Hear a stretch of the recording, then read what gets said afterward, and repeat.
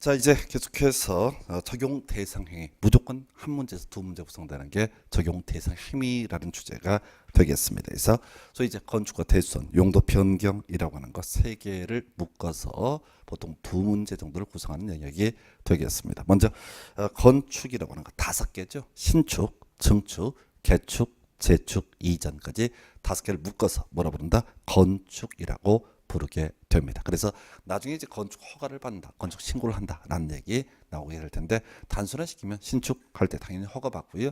증계, 재축, 이전 등도 원칙적으로 허가를 받아야 된다라고 되어 있어요. 그래서 신축이요 정의 안 나옵니다. 새롭게 건물을 짓는 것을 가리켜서 뭐라고 한다? 신축. 그 중에서 굳이 보자라면 부속 건축물만 있는 대지에 새롭게 주된 건축물을 축조하는 것, 이것도 신축으로 본다. 뭐 이걸 갖고 답을 뽑을 가능성은 거의 없고요. 그런 게 있고, 자 증계 재축은요 기본 논리 구조가 기존의 건축물이 있다라는 전제 하에서 변화를 주는 거죠. 그래서 증축 답은 아닌데 가장 많이 지문에 구성이 됩니다. 그래서 건축 면적을 그다음에 연 면적을 층수를 높이를 늘리게 되는 것, 이렇게 정의를 하게 돼요. 그래서 이 정도가 증축 이렇게 보게 될 것이고요. 개축 길어서 직접 정의는 나오지 않아요. 키워드는요. 철거의 종전 규모 이하, 철거하고 종전 규모 이하로 축조하게 되는 것을 개축이라고 부르게 됩니다. 그 다음에 재축은요. 키워드가 멸실이에요. 멸실의 종전 규모 이하로 축조하게 되면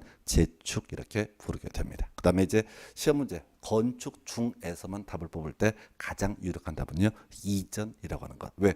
일단 신축, 증축, 개축, 재축 공부한 다음에 이전을 공부하시거든. 해서 출제위원들이 답을 뽑을 때 이전, 주요 구조물을 해체하지 아니하고 같은 대전에 다른 위치로 옮기게 되는 것을 이전이라고 부릅니다. 그래서 말장난이에요. 자, 해체하지 아니하고를 해체하여라고 내거나 같은 대지를 다른 대지라고 내거나 이렇게 구성을 하게 됩니다. 그래서 해체하지 아니하고 같은 대지, 요게 바로 이전 이렇게 얘기를 합니다. 그래서 만약에 건축만을 가지고 구성을 한다라고 한다면 주로 답을 뭘 뽑는다고요? 이전이라고 하는 것을 갖고 답을 구성을 해요. 그리고 지문 구성할 때 자 철거하고 종전 규모 이하, 원래 법조문 너무 길어서 다 쓸 수가 없거든요. 그래서 출제위원들은 주로 이제 멸실의 종전 규모 이하, 개축 이런 식으로 이제 말장난하는 식의 문제 구성이 이루어집니다. 그래서 이렇게 해서 다섯 개 경우수를 보셨고요. 자, 신축, 증축, 개축, 재축의 관계라고 해서 딱 한 번 나왔어요. 한 20년 사이에. 해서 요건 차트로 이제 우리 교재에 정리가 되어 있는데 키워드를 잡으셔야 돼. 철거의 종전 규모 이하가 되면 어떻다? 개축. 멸실의 종전 규모 이하가 되면 어떻다? 재축. 이게 이제 경우수를 따지면 전부 철거하고 종전 규모 이하면 개축이 될 것이고요. 일부 철거하고 나서 종전 규모 이하도 바로 개축입니다. 그 다음에 전부 멸실이나 일부 멸실이 됐든 어느 쪽이 됐든 간에 종전 규모 이하가 되면 뭐가 된다? 재축 이렇게 가게 될 것이고요. 그 다음에 자 비교할 것이 전부 철거하고 종전 규모 초과라든가 일부 철거하고 종전 규모 초과하게 되면 이것을 신축. 그 다음에 이제 일부 철거, 일부 멸실해서 종전 규모 초과하게 되면 어떻다? 증축. 이 관계를 따져 물을 때 분석할 때 먼저 개축과 재축이 정확히 세팅이 되어 있으면 나머지는 쉽게 세팅을 하실 수 있습니다. 그래서 이렇게 해서 바로 건축이라고 하는 개념 봤고요.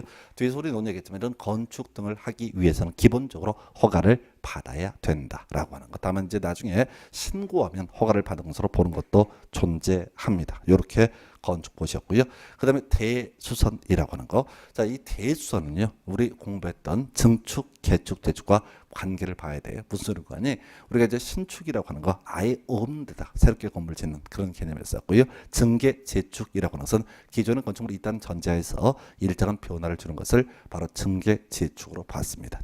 수선이라고 하는 것도 되게 많이 뜯어 고치는 것, 이런 뉘앙스고요. 그래서 증계 재축과 대수선의 관계, 이게 제일로 중요해요. 그래서 자, 그 이제 대수선의 의의, 자 건축물의 기둥보, 내벽, 주, 계단 등의 구조, 외부 형태를 변경하는 것 등을 가리켜서 대수선, 요 정의는 안 나오고요. 그래서 출제하는 포인트는 자 뭐가 되냐면 제일 중요한 게 자 총 9개 대수선의 경우의 수가 나오게 되는데 핵심은요. 설령 이 9개에 해당이 된다라고 할지라도 증축, 개축, 재축에 해당되면은 그때는 뭘로 본다? 그때는 증계, 재축으로 본다 해서 핵심이 뭐라고요? 증계, 재축에도 해당되고 대수선에도 해당되면 그때는 뭘로 본다? 정계 재축으로 본다. 이게 제일로 중요한 포인트. 그래서 대부분의 문제는요, 건축만을 가지고 내기보다는 정계 재축과 대수선의 관계를 묶어서 내는 게 일반적인 출제 기술. 해서 자, 지금 이제 대수선의 정의를 이제 분석을 하게 될 텐데, 일단은 요거 이제 앞에서 공부했던 주요 구조부라는 주제와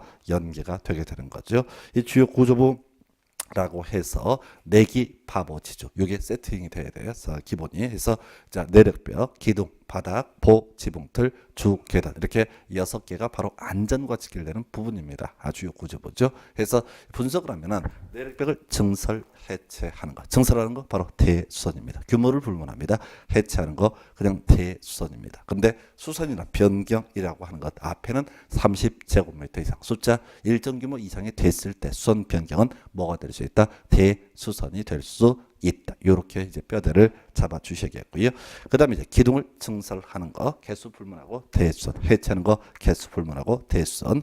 자, 그런데 수선 변경이라는 말이 들어가게 되면 이때는 얼마? 3개 이상 이렇게 얘기를 하게 되는 거죠. 그래서 자, 요건 묶어서 가야 돼. 일반적인 구조, 법조문 구조를 보게 되면 증설 또는 해체 경우 규모 제한 없습니다. 무조건 대수선에 포함될 수 있어요. 그러나 수선 또는 변경에 있어서는 30제곱미터 이상 또는 3개 이상 등 일정한 숫자가 붙는 게 일반적인 모습이다. 셀 수 있다면 보통 숫자를 붙이게 된다. 근데 시험 문제 구성할 때는요, 이걸 갖고 디테일하게 내지 않아요. 왜? 무조건 이거 깔아주고요. 그 다음에 증계제축에도 해당되게 됐을 때 그것은 어떻다? 대수선이 아니라 증계제축으로 보겠다. 이게 출제 포인트예요. 그 다음에 이제 바닥 봐야 되나요? 그래서 좀 길어요. 방화 구역을 위한 바닥 또는 벽을 증설 해체하거나 수선 또는 변경하는 거, 이것도 대수선 이렇게 얘기를 합니다. 그다음에 볼을 증설 해체하거나 3개 이상 수선 변경하는 것 나와 있죠. 해서 증설 해체, 증설 또는 해체 뜨게 되면은 자, 숫자 제한 없고요. 수선 변경은 3개 이상. 자, 그다음에 나오는 것이 지붕틀을 증설 해체하거나 3개 이상 수선 변경하는 것. 자, 그다음에 뭐가 주요 구조부 중에서는 마지막이 주 계단을 증설 해체하거나 수선 변경. 요건 이제 숫자 제한이 없네요. 그래서 요는 뭐냐면 내기 바버지죠. 증설 해체는 무조건 대수선. 한편 수선 변경이라는 표현이 있게 되면 경우에 따라서 숫자가 들어가게 된다. 자, 시험 문제 답은요. 자, 우리 출제 위원 입장에서 생각하십시다. 우리가 공부해 갈 때 자, 대수선을 논하려면 주요 구조부 내기 바보 지주부터 세팅이 돼야 돼요. 그래서 개나 소나 내기 바보 지주는 다 알아. 그러면 출제위원들은 뭘 내는 거죠? 한 걸음 더 들어가서 약간 어려운 거 피난 계단, 그다음에 특별 피난 계단을 증설 또는 해체하거나 수선 또는 변경하는 거. 이것도 뭐가 된다? 대선. 해서 이게 답이 됐어요. 자, 출제의 의도라고 하는 것은 뭐는 다 알고 있다. 내기 바보지처럼 뭐 복덕방 학원 다니면 다 알겠지. 그런데 주요 구조가 아닌 바로 피난 계단 또는 혹은 특별 피난 계단을 증설해체 수선 변경하는 것도 어떻다? 대수선이다. 이게 출제 포인트가 되게 되는 거고요. 그 다음에 거기 이제 다가구, 다세대 경계벽이라는 건 나와 있죠. 그래서 약간 이것도 안전과 관련되는데 다가구 단독주택의 일종입니다. 다세대 공동주택의 일종이에요. 그래서 이 다가구의 다세대 경계벽을 손본다라는 얘기는 집 2개를 가지고 트고 지내는 것을 바로 경계벽을 증설해체 수선 변경하는 것이다. 이렇게 얘기를 하게 됩니다. 그 다음에 8번째예요. 미관 지구내에서 외부 형태를 변경하는 것. 이때 외부 형태의 범죄는 담장도 포함됩니다. 그래서 오히려 이제 문제 구성할 때는 외부 형태라는 표현보다는 담장을 끌고 나오는 게 더 유력한 출제 포인트. 왜? 외부 형태를 변경하는 거 하게 되면 출제 오리 10이 걸거든. 왜? 담장이 포함되는지 안 되는지 왜 명시를 안 했냐? 10일 걸거든. 그러니까 출제위원들은 아예 외부 형태보다는 뭘 가지고 바로 담장을 변경하는 것. 이렇게 구성해요. 그래서 지금 7개 항목은요, 해석을 하게 되면 안전과 관련한 부분이에요. 그 다음에 이제 8번째 항목이 뭐라고요? 미관. 그래서 우리 건축법의 입법 목적이 안전 그리고 미관이라고 하는 관점에서 파악했을 때 이렇게 안전 미관에 영향을 미칠 수 있는 것들, 이런 것들을 소위 대수선의 범으로 특정을 합니다. 그래서 시험 문제용으로만 접근하게 되면 자, 전체를 보는 게 아니라 시험 답을 찍을 때는 피난계단, 특별 피난계단을 증설해체 수선 변경한 것 대수선이고요. 미관 지구내에서 외부 형태 담장 포함해서요, 변경하는 것 역시 대수선 두 개가 포인트. 그런데 이보다 더 중요한 것은 뭐라고요? 대부분의 문제는 이렇게 쫙 깔아놓고 연 면적을 늘린다, 건축 면적을 늘린다, 높이를 늘린다, 층수를 늘린다 이런 식으로 해서 증축하고 주로 같이 엮어버리거든요. 그래서 증축이면서 대수선의 정의에 해당되면 그건 뭘로 해석한다고요? 증축으로 해석을 하게 된다. 해서 요게 가장 어려운 유형의 문제고, 요즘에 이제 문제 구성하는 때는 옛날에는 뭐 세 개를 네 개 이렇게, 세 개를 두 개 이렇게 유치하게 냈었어요. 그리고 그렇게 이제 유치하게 출제했던 분들은 지금 다 돌아가셔서 쪽팔려 가지고 그런 거 내지 않습니다. 그래서 지금 무조건 묶어서 내야 돼. 왜? 대수선하고 증개축을 묶어서 내야지 건축도 알고 대수선도 알고 법 전반을 다 이해하는 것으로 해석을 하는 거예요. 그래서 그렇게 드렸고요. 그래서 그 문제 중에서 증개재축에 해당하지 아니하는 것으로서 대수선으로 볼 수 없는 것은 해서 지금요 답은 2번이 되는데 잘못 표시가 되어 있습니다. 그래서 그 정도 답 잘못 표시된 거 지적을 해드렸고요.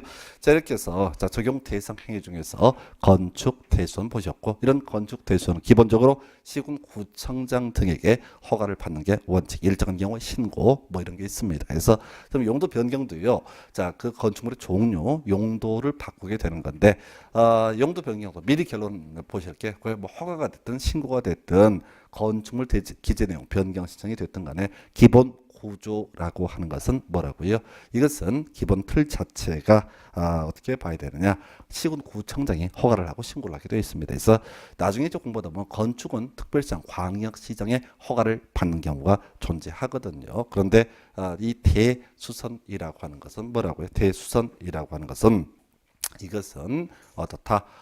바로 대수선이라고 하는 이 범주는 무조건 시군구청장, 이걸 갖고 끄떡하면 특별시장, 광역시장을 끌고 들어와요. 그래서 단순화 시킵시다. 건축만 특별시장, 광역시장 등이 허가를 해주거나 하는 경우가 있고요.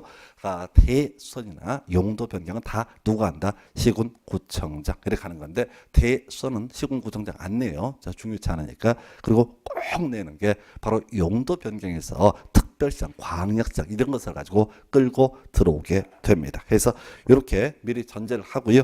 용도 변경을 논하려면 정말 힘든데 건축물의 용도 분류라는 개념이 미리 세팅이 돼야 돼요. 용도 변경은요 한 5년에 4문제, 7년에 6문제 이 정도로 안 나온 해가 특이한 해가 될 정도로 이렇게 좀 출제 비중이 높아요. 근데 용도 변경을 이해하고 문제를 풀기 위해서는 이 망할 놈의 건축물의 종류를 미리 알고 들어가야지 실질적으로 답을 골라내실 수 있습니다. 그래서 이거 이제 하기 싫어요. 한 재수 정도 하시는 분들이 얘기를 합니다. 내가 재수생인데 이걸 해야 되느냐? 하셔야 돼. 삼수생도 해야 돼. 왜? 이건 확률상 너무너무 유력하니까 출제 비중이 높기 때문에 힘들어도 하셔야 돼. 자, 나머지 우리 앞에 공부한 것 중에서 10년에 한 번, 또 15년에 한 번 이렇게 내는 거 있다고요. 이걸 공부하는 것보다는 확률상 높은 걸 공부하셔야 돼. 힘들어도 이건 연구를 정리를 해야 됩니다. 그래서 자, 우리 건축물의 용도 분류 한번 정리해 볼까요? 자, 이렇게 돼 있습니다. 그래서 건축물은 사용하는 형태에 따라서 30개로 분류를 할 수 있고, 이걸 이른바여 용도군이라고 부르게 됩니다. 자, 그리고 이 용도군에 대응해서 이걸 다시 안전도에 따라서 9개 그룹으로 분류를 하게 됩니다. 이걸 이름하여 뭐라 본다? 시설군이라고 부르게 됩니다. 이게 이제 기본 구조가 되는 거예요. 했을 때 용도 분류. 먼저 우리 암기하기 편하게 해서 머리 긁고 따는 수밖에 없습니다. 그래서 9개 시설군. 제일 먼저 있는 것이 자동차 관련 시설군. 두 번째 산업 등의 시설군. 세 번째 전기 통신 시설군. 네 번째 문화 및 집회 시설군. 그다음에 다섯 번째 영업 시설군. 여섯 번째 교육 및 복지 시설군. 자, 근린생활시설군이 7번째, 그 다음에 8번째가 주거무시설군, 그리고 9번째가 그 밖의 시설군에서 자산 전문, 영교, 건축의 이렇게 순서 머리 글자 따서 외우셔야 돼요. 그래서 위에 있을수록 안전도가 높다라는 의미를 가지고 있고, 밑에 있을수록 안전도가 약하다라는 의미를 가지고 있습니다. 그래서 자산 전문, 영교, 건축의 이렇게 9개로 분류가 됐었고요. 자, 한편 30개 용도군은 바로 어디에? 이 9개 중에 어느 하나의 시설군에 속하게 됩니다. 해서 자, 일단은 자동차 관련 시설군에 들어가는 거 하나 있어요. 자동차 관련 시설이라고 하는 거. 이름이 똑같네요. 금방 외우실 수 있습니다. 자, 두 번째 산업 등의 시설군 좀 많습니다. 7개나 돼요. 운창공 위 참여정에서 운수시설, 그 다음에 창고시설, 그 다음에 공장, 그 다음에 위험물 저장 및 처리 시설. 자, 그다음에 자원순환 관련 시설, 그다음 묘지 관련 시설, 그리고 장례 시설이라고 해서 그 용도군 이름이 우리 교재 만들 때는 장례식장으로 돼 있다가 법이 개정이 됐죠. 장례시설이라는 이름으로 바뀐 상태입니다. 그래서 운창공, 위, 참여, 장 이렇게 7가지를 가리켜서 바로 뭐로 분류한다. 이것을 가리켜서 바로 산업등의 시설군 이렇게 분류를 하고 있고요. 개수가 많습니다. 전기통신시설군 좀 쉬워요. 전기 관련해서 발전시설이라는 용도군, 그 다음에 통신 관련해서 방송통신시설에서 시설군과 용도군의 관계 등을 비교하게 되면 좀 외우기 편한 부분 되겠고요. 문화 및 집회시설군 4개 용도군 들어가죠. 그래서 문화 및 집회시설이라고 하는 거 이름 똑같네요. 종교시설, 이슬람 문화, 기독교 문화, 종교는 바로 문화의 한 현상. 그리고 또 뭐가 있냐면 밤의 문화 위락 시설, 그리고 한국인의 관광 문화, 관광 휴게 시설까지 이렇게 4가지를 가리켜서 문화 및 집회 시설 군으로 분류를 하게 됩니다. 해서 이렇게 보셨고요. 그 다음에 이제 나와 있는 것이 영업시설군이라고 해서 판매, 운동, 숙박, 그리고 이름 좀 긴 다중생활시설 이런 게 들어갑니다. 그래서 돈 내고 물건 사는데 판매시설, 돈 내고 운동하는데 운동시설, 그 다음에 돈 내고 잠자는데 숙박시설, 돈 내고 또 자는 데죠. 이게 다중생활시설이라고 해서 이 다중생활시설은 과거에 고시원으로 불렸던 부분이 뭐 이런저런 과정을 통해서 지금 새로운 용도군으로 등장을 하게 됐습니다. 그 정도고요.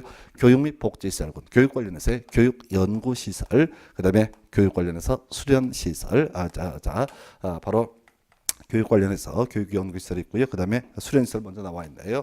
그 다음에 좀 새롭게 등장한 것이 야영장 시설이라고 하는 것도 있고요. 복지 관련해서 의료시설이라고 하는 용도, 그 다음에 용도군하고 그 다음에 노유자 시설까지 이렇게 5개가 교육 및 복지 시설군으로 구분을 하게 됩니다. 교육 및 복지 시설군. 그 다음에 나오는 것이 근린 생활 시설군이라고 해서 1종 근생하고요, 2종 근생이라고 2가지로 분류를 하게 됩니다. 해서 이 근생 시설이라고 하는 것은 우리 주변에서 쉽게 볼 수 있는 그런 용도를 묶어서 바로 근린 생활 시설 이렇게 얘기를 하고 있고요. 그 다음에 이제 나와 있는 것이 주거 업무 시설군이라고 해서 이 주거 업무 시설군 종류가요, 단독주택이라고 하는 용도군, 그다음에 공동주택, 그다음에 업무 시설하고요, 그다음에 교정 및 군사 시설까지 총 4가지가 바로 주거 업무 시설군 이렇게 분류를 하죠. 그리고 그 밖에 시설군에 동물 및 식물 관련 시설에서 이렇게 30개 용도군하고요, 9개 시설군. 정말 외우기 힘든 부분이고요. 그런데 하셔야 돼. 자, 우리 앞에서 국토기획법 할 때 토지가 있으면 항상 용도 지역이라고 하는 개념이 존재한다라고 봤어요. 그래서 토지 종류라고 하는 게 용도 지역이라고 하는 것과 연계가 되게 될 것이고요. 건축물의 종류라고 하는 거 바로 건축물의 용도군과 연계가 되게 됩니다. 그래서 이렇게 자선전문 영교 건축의 9개 시설군, 그 다음에 30개 용도군 이렇게 구분을 해 볼 수가 있겠고요.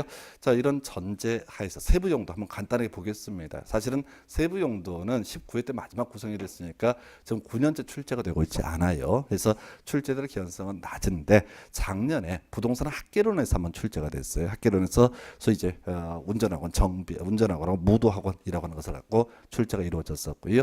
그 다음에 또 이제 이제 하여튼 세부 용도 좀 보면서 얘기를 할게요. 거기 보면은 자동차 관련 시설에 주차장, 세차장, 폐차장 등이 있고요. 그리고 출제 포인트 운전학원, 정비학원이라고 하는 게 있죠. 그래서 이 운전학원, 정비학원이라고 하는 것은 뭐로 분류하고 있다? 바로 자동차 관련 시설. 해서 이건 바로 비교하셔야 되죠. 뭐랑 비교하면 바로 어디에 있냐면은 교육연구시설과 비교를 해야 돼서 어떤 건축물, 학교, 학원 등의 용도로 활용한다라고 한다면 이때는 교육연구시설인데 그 중에서 운전학원 그리고 무도학원 제외라고 되어 있거든요. 운전학원은 소위 교육연구시설이 아니라 뭐로 분류하고 있다? 바로 자동차 관련 시설로 분류를 하고 있다. 뭐 이런 게 하나가 있겠고요. 그 다음에 이제 나올 수 있는 것이 산업 등의 시설군이라고 해서 자, 일단 용도군, 산업등시설군 7개 있어서 운수시설, 어떤 건축물을 공항이나 철도나 항만 이런 용도로 활용을 하게 되면 이걸 운수시설, 큰 문제 없고요. 창고공장 이슈 없습니다. 자원순환 관련 시설인 거예요. 자, 위험물 저장물 처리시설부터 봐야 되죠. 주유소라고 하는 거 주의하셔야 됩니다. 그래서 주유소는 소위 자동차 관련 시설이 아니라 뭐로 분류하고 있다?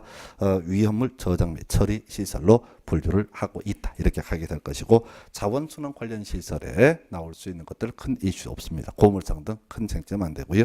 묘지 관련 시설에 화장시설, 봉안당이라고 하는 게 있네요. 그래서 이거는 장례시장을 주의하셔야 돼요. 장례시장은요, 묘지 관련 시설이 아니라 장례시설이란 용도군으로 분류를 하고 있다. 이렇게 봐야 돼. 그래서 화장시설, 봉안당에 대해서 장례시설이라고 하는 거. 자, 장례시장은 묘지 관련 시설이 아니라 어디로?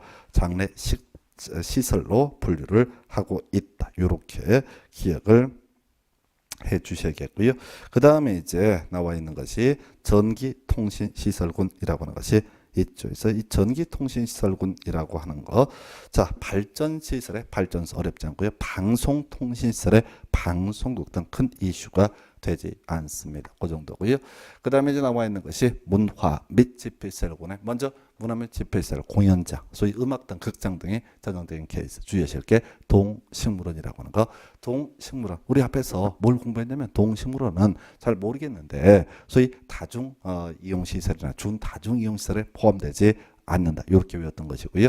이 동식물원은 어디에? 문화 및 집회시설로 분류를 하고 있습니다. 주의하실 게 뭐가 있냐면은, 자, 동물 및 식물 관련 시설하고서 제일 하단부에 축사와 작물 재배사 등이 있습니다. 그래서 즉 축사와 작물 재배사는 동물 및 식물 관련 시설로 분류를 하고 있고요.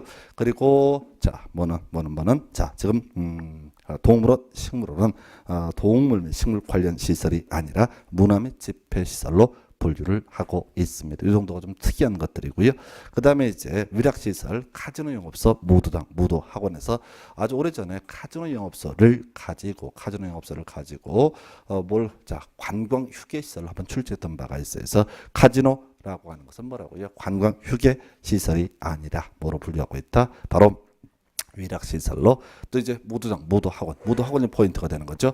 학교 학원은 뭐로 분류합니까? 교육연구시설. 그런데 운전학원이라고 하는 것이, 운전학원이 뭐가 아니듯이 교육연구시설이 아니라 자동차 관련 시설로 분류가 되듯이 무도학원이라고 하는 것도 자, 얘는 교육연구시설이 아니라 뭐로 분류하고 있다? 바로 무도학원 역시 바로 위락시설로 분류를 하고 있습니다. 그 다음에 관광 휴게시설에 야외 음악당, 야외 극장이라고 하는 것도 있게 될 것이고, 해서 이렇게 문화 및 집회시설, 종교, 위락, 관광 휴게시설을 묶어서 부를 때 뭐라고 한다? 문화 및 집회시설군이라고 부르게 됩니다. 그 정도고요. 그 다음에 이제 다섯 번째 시설군, 영업시설군이라고 하는 것이 문제가 되네요. 그래서 이 영업시설군의 판매, 운동, 숙박, 다중이용시, 다중생활시설 이렇게 이제 구분하고 있고요. 판매시설은 뭐 큰 이슈 없죠. 호텔, 판매시설은 백화점 등 가장 대표적인 케이스. 운동시설 이슈 없고요.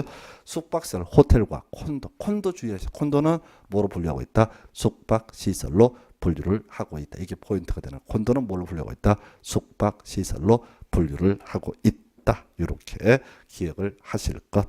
그래서 자, 나중에 비교할 것이, 자, 수련시설의 유스 호스텔이 문제가 되는데, 유스 호스텔은요 뭐로 분류한다?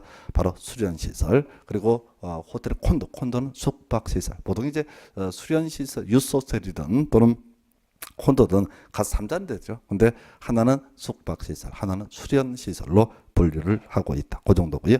그 다음에 이제 나올 수 있는 것이 교육 및 복지시설군의 교육연구시설이라고 하는 것이 있죠. 그래서 교육연구시설, 학교, 학원 포함되죠. 학교의 범주에 유치원 포함됩니다. 그래서 유치원은 과거에 노유자시설로 구분했던 적도 있습니다. 그런데 지금 뭐라고요?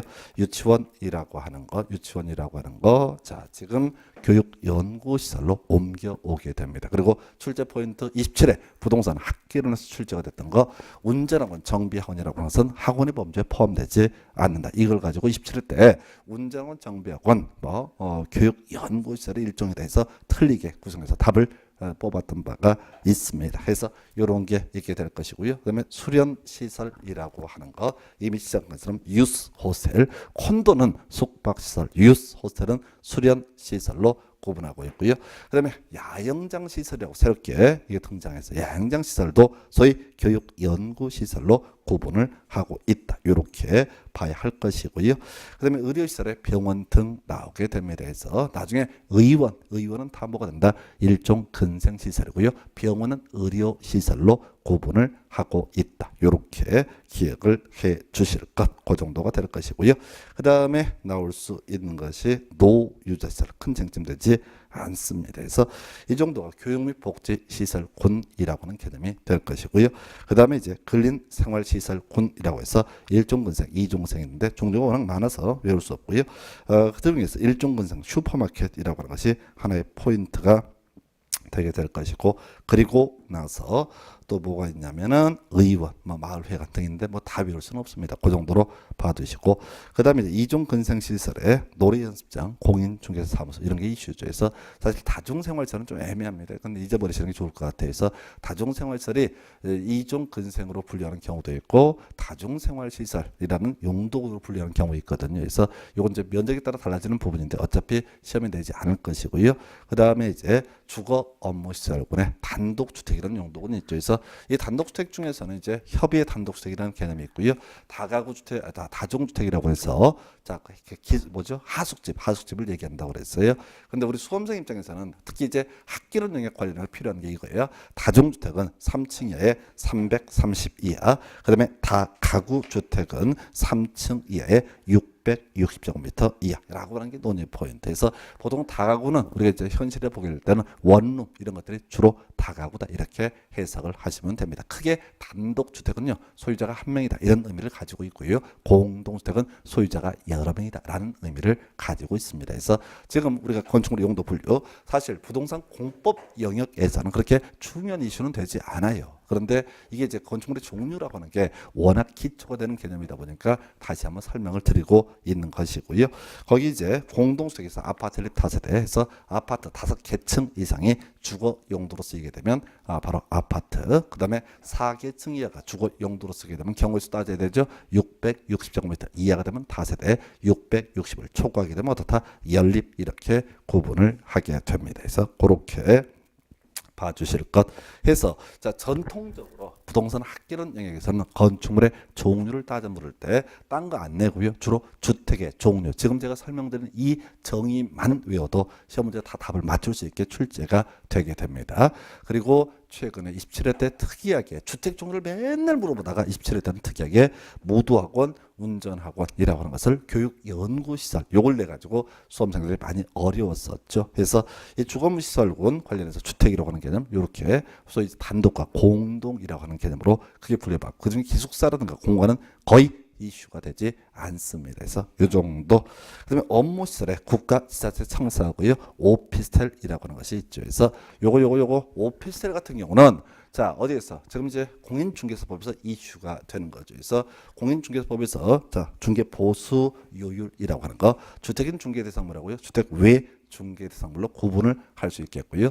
이 주택인 중개대상물은 기본적으로 조례에 따르게 되어 있습니다. 조례에 따르게 되어 있다 해서 결과적으로 조례가 정하는 요율을 적용을 하게 될 것이고 이에 비해서 주택 외 중개대상물의 경우에는 국토교통부령이 정한다라고 해서 1000분의 9 범주 내에서 협의해서 정하도록 하고 있고 각각 받을 수 있습니다. 그런데 이 주택 외 중개대상물 중에서 오피스텔이라고 하는 것은 자 매매 교환에서는 1000분의 5였었고요. 그러면 이임대차는 1000분의 4라고 하는 거. 이게 이제 공인중개사법일 때 중개보수 요율을 계산하는 문제로 출제가 되고 있습니다. 그래서 그 정도 봐주시고 그러면 교정 및 군사시설, 교도소 뭐 특별히 문제가 되지 않을 것 같아요. 그래서 이렇게 네 가지 용도를 묶어서 주거 업무 시설군으로 구분하고 있고요. 그 밖에 시설군은 이미 본 것처럼 동물 및 식물 관련시설에서 축사와 작물 재배사 등이 존재하게 됩니다. 해서 자 여기서 주의하실 게 동물원, 식물원이라고 하는 것은 문화 및 집회시설로 분류하고 뭐로 동물 및 식물 관련시설로 분류하지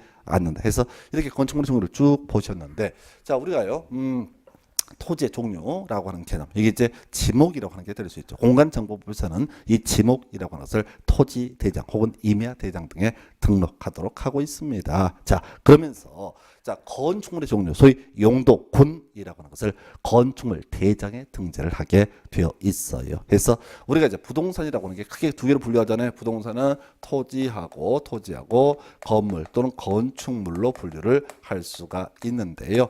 이 토지에 관해서 사실관계를 공시하기 위한 공적 정보가 뭐가 된다? 토지대장, 임야대장이라는 개념이 될 것이고, 토지에 관해서 권리관계를 공시하기 위한 것이 뭐다? 토지 등기부 또는 토지 등기 기록 이렇게 얘기를 하죠. 그래서 자, 이게 이제 사실관계와 권리관계 얘기고, 한편 건축물에 관한 사실관계, 이게 몇 층이냐, 연면적이 얼마냐, 또는 이 건축물의 용도가 무엇이냐라고 하는 것을 다루는 공적 정보, 건축법에서 논쟁이던 건축물 대장이라고 하는 개념이 있고요.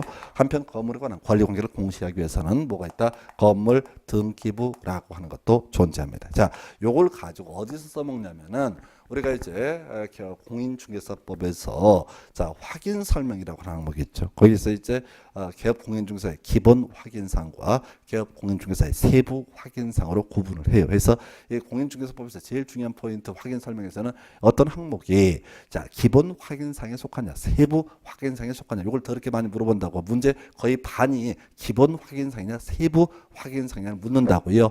해서 기본 확인사항은 공적 장부라든가 현장 답사를 통해서 조사해서 확인 설명해야 될 것을 이름하여 뭐라 부른다?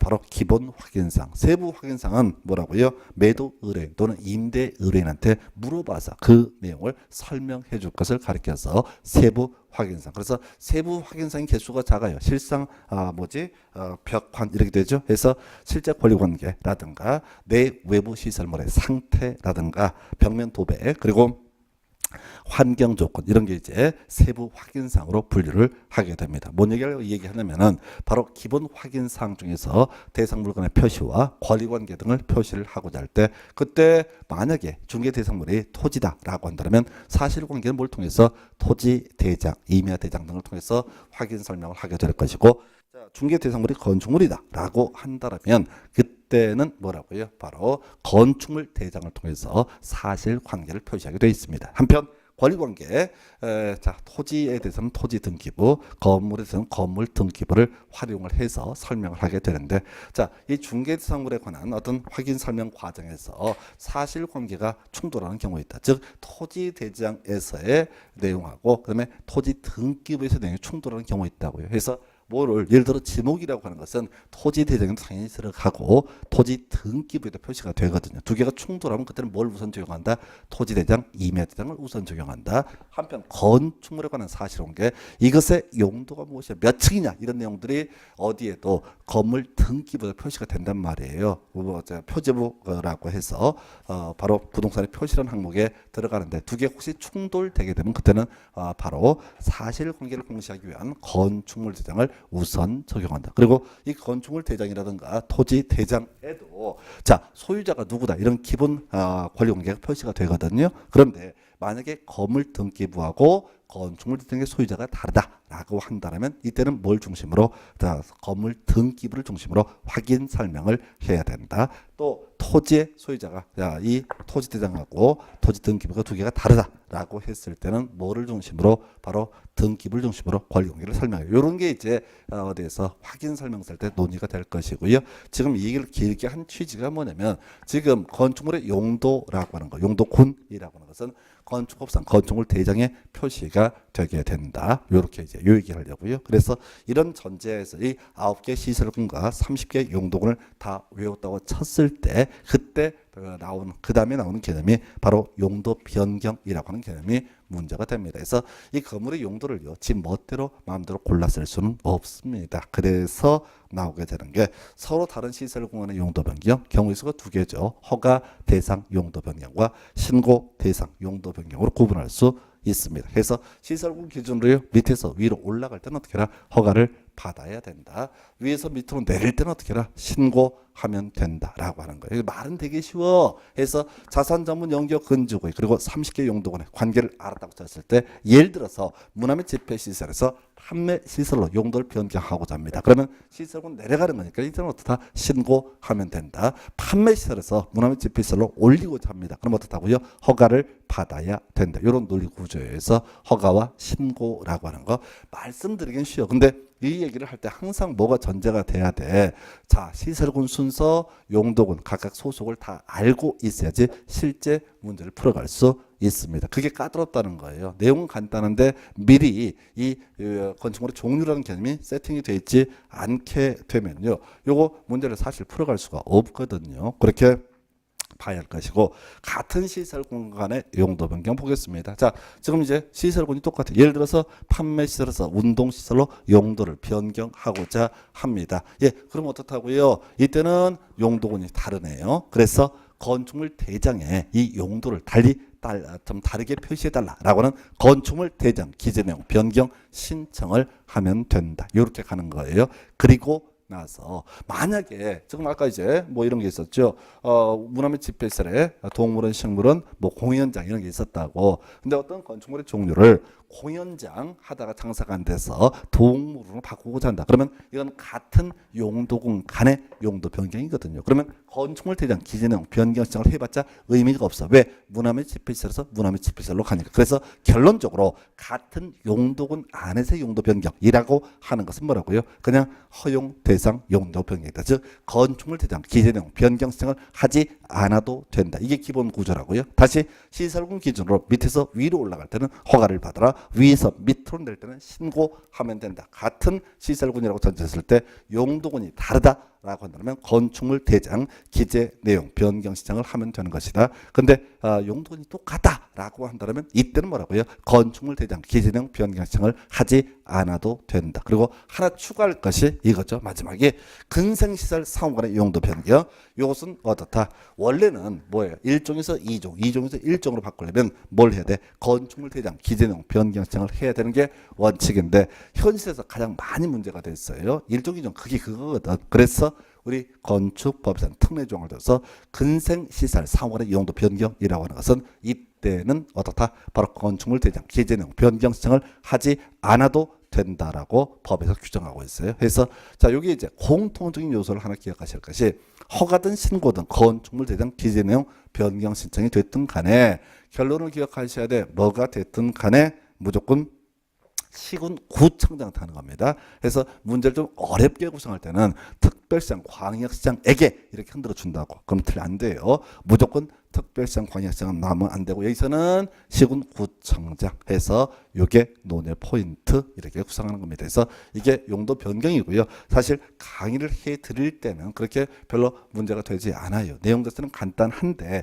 문제는 이 망할 놈 건축물의 종류를 다 외워야지 실제 문제를 풀어 가실 수 있습니다. 그래서 하여튼 시험 보러 가시는 마지막까지도 토지의 종류, 용도 지역 세팅하셔야 되고요. 건축물의 종류라고 하는 경우도 정리를 해 두실 것. 자, 여기까지가 소위 적용 대상 행위고요. 상당히 강의량도 비중이 양에 비해서 실제 교재 페이지에 비해서 많습니다. 그래서 용도 변경 확률상 거의 매년 출제가 되고 있고요. 그리고 나서 보통 건축과 대수선을 묶어서 출제하는 것이 일반적인 출제 기술. 이렇게 보겠습니다. 넘어가서 이제 쭉 넘어가야 되죠. 자, 건축 관련 규제 바로 이어서 살펴보도록 하겠습니다. 그래서 이 건축 관련 규제라고 하는 것, 소위 이제 건축물 관련 규제하고요, 대지 관련 규제 이렇게 크게 두 개로 대별을 하게 됩니다. 그래서 자, 이미 앞에서 우리 건축물 관련 규제 크게 세 개가 뭐가 문제가 되느냐라고 했을 때 건폐율, 용적률, 높이 제한 이렇게 크게 공부를 했던 바가 있습니다. 그래서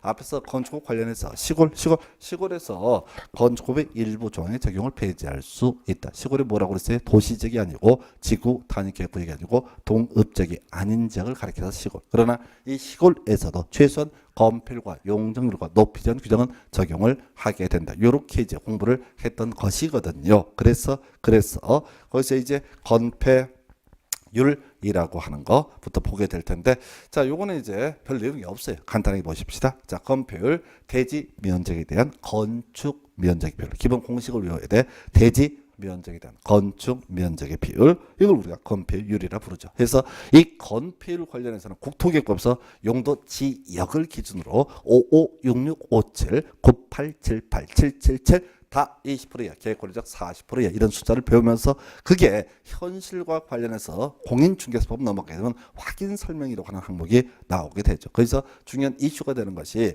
확인 설명서 작성을 함에 있어서 이 건폐율과 용적률이라고 하는 것은 뭘 통해서 조례를 통해서 확인을 해서 설명을 하도록 한다. 이렇게 공부했던 바가 있습니다. 그래서 뭐 그러다 치고요. 이 괄호 열고 있는 것 중에 자, 우리 1필지 1대지 원칙에 따라서 하나의 필지는 어떻다? 하나의 건물만 짓는 게 원칙인데 하나의 대지에 자, 둘 이상의 건물이 있다라고 했을 때 건축면적 계산할 때 그냥 단순하게 합하면 된다. 이게 이제 어떤 경우냐면 주된 건축물과 부된 건축물 이런 식의 개념을 얘기를 하는 거예요. 그래서 하나의 대지에 원래 건물 하나 들어가야 된다고요. 근데 건물 두 동 있게 되면 그냥 다 묶어서 건축 면적을 계산한다. 그래서 건축 면적 우리가 정의를 제대로 공부 안 했는데 간단하게 날리면 하늘 위에서 봤을 때 가장 넓게 펼쳐진 면적을 뭐라고 한다? 건축 면적이라고 해석합니다. 그래서 그 적용 나와 있죠. 이 건폐율이 취해된다. 국토기획법에 따른다. 이게 원칙이죠. 다만 이 법, 즉 건축법에서 완화 또는 강화하도록 규정하는 경우 그에 의한다라고 이렇게 되어 있습니다. 그래서 자, 이렇게 해서 건폐율 관련한 부분 봤고요. 두 번째 용적률이라고 해서 대지 면적에 대한 연 면적의 비율을 가리켜서 뭐라고 한다? 바로 용적률 이렇게 얘기를 하죠. 가자 한편 똑같은 논리 구조야. 혹시 하나의 대지에 두 동 이상의 건물이 있을 때 원래 연면적이 각층 바닥 면적이 합계인데 요때는 두 개를 다 합쳐서 어떻다? 연 면적을 계산하고요. 나머지 내용은 똑같죠. 자, 이 용적률의 적용이라고 하는 거 국토기획법 기준에 따른다. 해서 국토기획법에서는 이렇게 봤었죠. 자, 주거지역 6개 100%, 150, 200, 250, 300, 500, 상업지역 1500, 1300, 900, 1100, 공업지역은요 300, 350, 400, 녹지는 100, 180 이래도 있었고요. 도시구역이죠. 계획관리지역 100% 이하, 생산관리, 보전관리, 농림차 이런 경우 보전지역 모두 80% 이하. 물론 자세한 사항은 뭘 통해서 조례라고 하는 것을 통해서 규제가 이루어진다. 이렇게 설명을 드렸습니다. 그래서 하여튼 이 건폐율 용적률 얘기를 할 때는 뭐 나머지 얘기는 그렇다 치고 이 파트에서만 문제 구성을 한다라고 한다라면은 이 뭐죠? 이 건폐율 용적률 최대한도 건축법을 통해서 완화할 수도 있고 강화할 수도 있다. 뭐 이 정도의 내용밖에 없어요. 그래서 예능이 나와도 다 사이드였어요. 그리고 여기다 살을 붙이게 되면 우리 시골에서 건축법 일부 종의 적용을 배제할 수 있다. 이런 얘기 했었는데 최소한 시골이라 할지라도 건폐율 용적률을 높이 제한 규정 등 어떻다? 배제를 할 수가 없다. 이렇게 기억을 해 주실 것 해서 이 정도였고요. 그 다음 넘어가서 이제 건축물 관련 규제에서 높이 제한이라고 하는 게 있어요. 높이 제한은 크게 두 개로 구분을 하게 됩니다. 높이 제한은 두 개로 구분을 하게 되는데 그냥 높이 제한하고요. 그 다음에 일조 햇볕을 받기 위한 높이 제한 그게 두 개로 구분을 하게 돼. 그래서 그냥 높이 제한 뭐 내용 자체가 너무 밋밋해서 오히려 어려워요. 자, 높이 제한 자 기본 구조가요. 자, 이 그냥 높이 제한이라고 하는 거 자 기본 구조 가로 구역에 따른 높이 제한 이렇게 얘기합니다. 그래서 가로고요. 자, 우리 정비법에서 공부했었죠. 거기서는 이제 따로 이렇게 얘기했었죠. 소규모 재건축을 가리켜서 가로 구역이라 불렀었고요. 숫자 외울게요. 그 규모 1만 미만 3분의 2 이상의 노후불량 건축물, 단독은 10호 이상, 공동주택은 20세대 이상 뭐 이런 것들이 주요 이슈가 됐던 바가 있습니다. 자, 이런 전제하에서 자, 이 가로 구역에 따른 높이를 규제하는 양식 크게 두 개입니다. 간단해요. 바로 지정 공고하는 것이 기본 구조가 될 것이고 또 하나가 조례를 통해서 정하는 것도 가능하다. 뼈대 잡으셔야 돼. 해서 허가권자, 시군구청장을 주로 얘기하는 거죠. 허가권자는 가로 구역을 단위로 건축물의 최고 높이를 지정 공고할 수 라고 이렇게 되어 있어요. 너무 간단해요. 그러니까 이 블럭에서는 몇 미터까지만 지어 라는 식으로 정하는 게 지정 공고가 될 것이고 다만 시험에는 뭐 너무 밋밋하니까 포인트가 같은 가로 구역이라 할지라도 높이를 하나만 정할 것이 아니라 건축물의 용도, 형태에 따라서 높이를 달리 정할 수도 있다. 요거 왜 이런 조항을 두고 있냐면요. 만약에 이 조항이 없게 되면은 사람들이 건물 지을 때 가장 효율적으로 이용하기 위해서 뭐를 다 지어요? 직사각형으로 다 건물을 뽑습니다. 그래서 도심의 특색이 없어져. 그래서 법을 만들었다고 건물을 삐뚤빼뚤하게 짓거나 부정형으로 짓거나 개판으로 짓게 되면 모양을 이상하게 짓게 되면 높이 제한 규제를 완화시켜 줄 수 있다. 이게 바로 뭐라고요? 용도, 형태에 따른 상이야 높이 제한. 그래서 우리 이제 건물 지을 때 층고가 많이 높다. 상대적으로 다른 건물에 비해서 층고가 높다. 그럼 그만큼 가치가 있거든요. 그래서 건축비 더 투자하더라도 충분한 메리트가 있는 것이 층고 이런 개념이 됩니다. 그래서 바로 가로 구역별 높이 제한함에 있어서 허가권자 지정 공고할 때 시험에 뜨는 건 뭐라고요? 용도, 형태에 따라서 서로 다른 높이, 상의 높이로 지정을 할 수 있다. 요 정도고요. 그 다음에 이제 거기 이제 특별시, 광역시 단위에서는 모든 데서는 안 되고 특별시나 광역시에서는 이게 특별시나 광역시장의 조례라는 형식으로도 어떻게 할 수 있다? 가로 구역별 최고 높이를 정할 수가 있다. 이 정도에 불과해요. 그래서 다시 뼈대 잡으셔야 돼. 내용 보면 아무 의미 없어요. 그냥 가로 구역 단위로 높이 제한이 이루어진다. 그때 허가권자는 지정 공고 이게 원칙이 되게 될 것이고 특별시는 광역시 단위에서 뭘 통해서 조례라고 하는 것을 통해서 높이 제한을 할 수도 있다. 너무너무 밋밋하고요. 그나마 시험 문제 답이 되는 것이 뭐냐면 1조 햇볕을 받기 위한 1조 등의 확보를 위한 높이 제한이라고 하는 개념이 있습니다. 그래서 자 1조 등의 확보를 위한 높이 제한이라고 하는 거, 자 크게 두 가지 개념으로 해석하는 거야. 토지가 있으면 무조건 뭐가 있다? 용도, 지역이라고 하는 개념이 있죠. 용도 지역이 하나가 문제가 될 것이고, 그리고 건축물에 따라서 나오는 개념이 뭐라고요? 건축물의 용도라고 하는 것이 문제가 될 수가 있다. 이게 기본 뼈대예요. 그래서 실질적인 높이 제한의 유형 더럽게 복잡합니다. 이게 보통 일반적인 교재에서는 여기다 이제 뭘 넣는다고 막 그림도 쳐넣고 이렇게 했어요. 저도 옛날에 교재 작업할 때는 다 넣었는데 어차피 시험에 안 나와. 어차피 객관 시험을 구성할 때는 딱 정형화되어 있거든요. 문장 두 줄 안에 들어가야 돼요. 근데 높이 제한 너무 길어서 내기가 지랄이에요. 그래서 결론 가겠습니다. 용도지요. 자, 따로 이 햇볕 밖에 높이 제한이 필요한 것은 뭐가 된다? 전용 주거지역, 전용 주거지역, 그리고 어디에서 일반 주거 지역이었을 때만 어떻다고요? 소위 1조 등의 확보를 위한 높이 제한이라고 하는 것이 유의미하다. 이렇게 얘기합니다. 그래서 자 가보자고요. 우리가 토지가 있으면 무조건 뭐가 있고 용도지요. 그래서 보통 주거용 건축물이 많이 들어가게 될 거라는 얘기죠. 그래서 전용 주거, 일반 주거에서는 1조 등의 확보를 위해서 일정한 높이 제한을 한다. 그게 이제 유형이 정북 방향 경리라고 하는 것이 있고 또 정남 방향 경리라고 하는 게 있는데 이건 잊어버리세요. 여기까지 공부해봤자 실익도 없고 그저 암기할 게 1조 햇볕을 위한 높이 제한, 햇볕 받기 위한 높이 제한은 전용 주거, 일반 주거. 우리가 용도지역은 크게 도시 관리, 농림 자연환경 보전지역 이런 게 있을 텐데 그 중에서 주거지역에서 주로 주거용도 쓰거든. 그 중에서 순수한 주거가 뭐라고요? 전용 주거, 일반 주거. 앞에서 준 주거만 하더라도 상업적 요소가 있는 토지다라고 설명을 드린 바가 있습니다. 그래서 정북 방향 경리 혹은 정남 방향 경리라고 하는 거 있는데 답 안 돼. 여기서 출제 포인트는 그 다음 항목 건축물의 용도 중에서 공동주택에 따른 높이 제한. 이게 이제 답이 돼가는 거야. 그래서 공동주택에서 높이 제한이라고 하는 거. 자, 인동거리, 동과 동 사이에 일정한 거리를 띄어라. 라든가 햇볕 들어오는 방향, 채광 방향으로의 일정한 격리를 해라. 나오는데 몰라도 돼. 이게 중요한 게 아니라고. 우리가 뭐 지금 아파트 지을 사람이 아니거든. 그래서 자 공동주택일 때는 논리가 그런 식이야. 이게 용도직이 뭐가 됐든 간에 아파트 셀을 지을 때는 어떻게 해라. 앞동이 너무 높게 지어버리면 뒷동이 햇볕을 못 받거든요. 그래서 따로의 일정한 높이 제한을 적용을 하게 된다. 답을 외우셔야 될 마지막 쟁점이에요. 자 공동주택에서 일정한 높이 제한을 적용을 받는데 요 조항을 배제하는 게 있다고요. 이걸 외우셔야 돼. 지난번 답이었었죠. 자 문제 공동주택이 중심 상업지역이거나 혹은 일반 상업지역이 된다라고 한다면 이때는 어떻다고요? 아예 높이 제한 규정을 적용하지 않는다라고 하는 이게 답이라고. 원칙 있고 예외가 있으면 원칙은 안 내. 구체적으로 자 인동거리가 뭐고 채광 방향이 뭐고 이런 게 중요한 게 아니라고. 그저 중심 상업지역 일반 상업지역이었을 때는 소위 바로 공동주택이라고 할지라도 일정한 높이 제한 규정을 적용하지 않는다. 이렇게 가게 되는 거예요. 그리고 마지막 외울게요. 자, 지금 이제 전용주거 일반 주거입니다. 또는 공동주택입니다.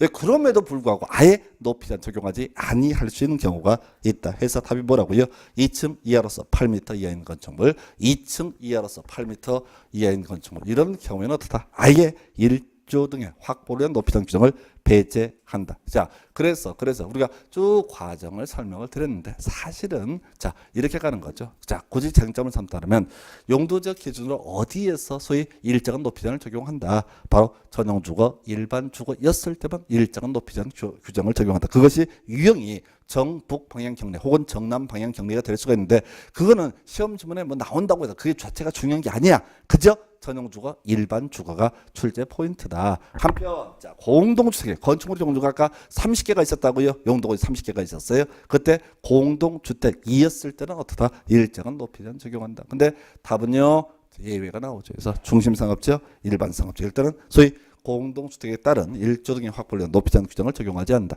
시즌은 단순하죠. 자, 우리가 이제 도심지 지가가 겁나 비싸죠. 그래서 우리가 이제 부동산 학개론 공부하실 때 토지 부증성이라고 하는 개념을 공부를 하게 될 거고요. 토지는 늘릴 수 있다 없다? 없다. 물적 공급이 불가능하다. 이런 전제하에서 그러다 보니까 발생하는 현상. 자, 바로 결론은 나중에 집가구가 될 텐데 사람들이 이제 토지에 대해서 소유욕을 갖게 되죠. 흔하면 갖고 싶어 하잖아. 근데 땅이 없으니까 서로 땅을 가지려고 그래. 그러면 입지 경쟁, 집가 입지에 대한 경쟁이 발생하게 될 것이고 그러면 집가 상승으로 귀결되게 될 것이다. 그래서 마지막 나온 얘기가 이 집가 상승에서 파생되는 문제, 소위 이제 고층 건축물이라고 해서 이렇게 가는 건데 뭔 얘기하려고 하냐면 지금요 중심 상업적, 일반 상업적 가장 바로한 얘기입니다. 해서 만약에 어떤 사람이 주상 복합 공동주택을 일부 짓겠다라고 했을 때 소위 일정한 높이 제한 규정을 적용해서 낮게 지어라 라고 한다면 타산성이 없어요. 그래서 아예 안 지을 거라는 얘기야. 그러면 사회적으로 문제가 돼. 도심지는 밤만 되면 깔끔하게 공동화되는 그런 문제가 발생합니다. 그래서 야야 나가지 말고 그냥 어떻게 해라 그냥 마천루 같은 큰 주상복합 지어서 한번 도심지에 살아봐라 라고 해서 결론이 뭐라고요? 자, 공동주택에 있어서 소위 일정한 높이 제한이라고 하는 거 어디에서는 중심상업적, 일반 상업적에서는 적용을 하지 않는다 해서 최근 시험 문제 답이 뭐였다고요? 중심상업적, 일반 상업적에서 공동주택 일정한 높이 제한 적용한다. 그러면 이제 남아있는 문제가 뭐라고요? 2층 이하 8m 이하 했을 때 높이 제한 규정을 적용하지 않는다. 이게 출제 포인트가 되는 거에서 자, 요걸 외우셔야 돼. 뼛속에 딱딱 새겨놔야 돼. 키워드가 되는 거. 그리고 스스로 아실 게 정북 방향 경리가 뭐고 정남 방향 경리가 뭐고 인동 거리가 뭐고 채광 방향 경리가 뭐고 이런 것들 아예 공부 안 했다. 그 틀리든 맞든 난 모르겠다라고 그저 용도 지역 얘기하고 그다음에 공동주택 얘기하고 그리고 2층 이하 8m 이하 할 때는 아예 높이 제한 규정을 적용하지 아니할 수 있다. 여기까지 이렇게 정리하시면 이거 끝나요. 왜? 어차피 객관식 시험이거든. 너 아파트 지으라고 하지 않아. 그래서 이렇게 봐야 되겠고요. 자, 그래서 지금 건축법의 기본 3대 규제, 건폐율, 용적률, 높이 제한이라고 하는 개념이 있다고요. 그래서 이 건폐율이라고 하는 거 용적률은 큰 이슈가 안 됐죠. 오히려 이제 굳이 문제 구성하면 높이죠. 그런데 다시 한번 강조드리지만 시골에서 일부 종의 적용을 배제할 수 있다. 그런데 시골이라 할 때도 최소한 뭐는 건폐율과 용적률과 높이자는 적용을 받게 된다. 이 정도로 봐야겠고요. 그다음에 이제 구조 안전이라고 해서 안전 얘기 하나 나와 있습니다. 그래서 자 이제 수정을 하나 하실 게 법이 개정이 된 게 반영이 안 됐던 게 있는데 거의 연면적 1,000제곱미터 이상인 건축물 요거 나와 있나요? 두 번째 항목에 요거 500제곱미터로 바뀌었습니다. 그래서 숫자가 바뀌었어요. 그래서 요거 하나 수정을 해 주시고요. 자, 그런 상태에서 지금 이제 이 얘기를 해야 될 거 바로 고조 안전의 확인해서 자, 일정한 건축물의 건축을 하고자 할 때는 고조 안전 확인 서류를 제출해야 된다. 뭐 취지가 뭐냐면 자세히 볼 건 없고 여기에 깔려 있는 이런 건축물은 덩치가 좀 되니까 안전에 신경을 써라. 이런 취지가 되겠습니다. 안전에 신경을 써라. 이런 취지라고요. 그래서 나오게 되는 게 첫 번째 3층 이상인 건축물이라고 하는 게 나와 있어요. 물론 경우에 따라 2층짜리인데 중요한 쟁점 아니고요. 일단은 3층 이상이 되면 어떻다? 덩치가 좀 되니까 안전에 신경을 써라. 이런 취지가 되겠습니다. 두 번째 연면적 이제 숫자 바뀌었다고 그랬어요. 500제곱미터 이상인 건축물 덩치가 좀 되니까 안전에 신경을 써라. 높이 13m, 처마 높이 9m 예 그리고 기둥과 기둥 사이 거리가 10m 이상까지 나머지는 버려도 좋아요. 이 숫자 갖고 첫 번째 문제 포인트 자, 기본 층수 몇 층? 3층. 기본 면적 얼마? 500제곱미터 이상. 그리고 높이는 13m, 천문높이 9m, 기둥과 기둥 사이 거리가 얼마? 10m 이상. 해서 옛날에 문제 구성할 때는 숫자 물어보는 게 주된 출제 포인트였어요. 근데 19회 때가 마지막 구성이 되고 안 나오고 있어요. 요는 지금에 와서는 제일 중요한 게 뭐냐면 거기 500제곱미터 이상 1000이라고 되어 있던 게 500으로 바꿔야 된다고 그랬어요. 이 뒤에 창고 축사 작물재배사 제외라고 되어 있죠. 자, 두 개 가십시다. 창고와 뭐 창고 축사 등 어떻다. 이때는 바로 고전전 확인서를 제출하지 않아도 된다. 이건 이제 뭐 어떤 얘기냐면은 덩치가 좀 되면 사람들이 많이 많이 모이게 될 테고 그러면 안전에 신경을 쓸 필요가 있다. 그러나 어떤 건축물의 용도가 창고나 축사나 작물 재배사 등일 때는 어떻다? 이때는 사람 없으니까 굳이 고조 안전 확인서를 제출하지 않아도 된다라고 해서 두 가지 유형이에요. 숫자 물어보는 게 하나의 포인트. 그리고 또 하나가 지금 창고, 축사, 작물재배사 제외라고 해서 일단은 한번 이제 보게 되면 거기 5개 숫자 중에서는 지난번 문제 삼은 게 자, 기둥과 기둥 사이 거리 10m 이상 이걸 갖고 출제를 했어요. 왜? 사람들이 올 때 3층 이상 그다음에 자, 또 뭐가 있지? 자, 연면적 500 이상, 그다음 높이 13m, 천문높이 9m까지 외운 다음에 보통 기둥과 기둥 사이 거리 10m를 외우시거든요. 그러니까 출제위원들은 제일 뒤에 5번째 항목 요걸 갖고 답을 구성을 했던 것이고요. 해서 그 정도까지가 구조 안전 확인서를 제출해서 이렇게 해서 건폐율 용적률에 이어서 안전 관련 규제까지 받고요. 그 외에 뭐 경계벽이니 뭐 이런 것들이 가끔 시험에 나오는데 아까 제가 말씀드렸다시피 건축법에서는 7문제 중에서 한 3문제 가까이 풀 수 없습니다. 자, 이건 뭐 무지막지한 문제를 구성을 하는데 그런 문제가 나와서 뒤에 이제 해설하실 때 필요하라고 넣었네요. 여기까지 보시고 잠시 쉬었다가 대지 관련 규제부터 이어서 가도록 하겠습니다.